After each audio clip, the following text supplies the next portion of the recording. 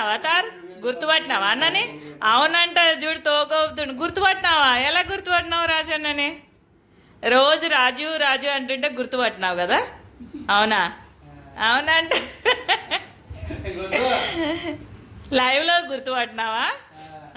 రాజు వచ్చాడు అని అన్నట్టు కదా? అవుతార్ తార్ బాబు, రాజన్న నీకోసం వచ్చినాడా? అండు ఆయన చూడు తోగా ఊపుతున్నాడు. వచ్చినాడంట. నీకు కలవడానికి వచ్చినాడా?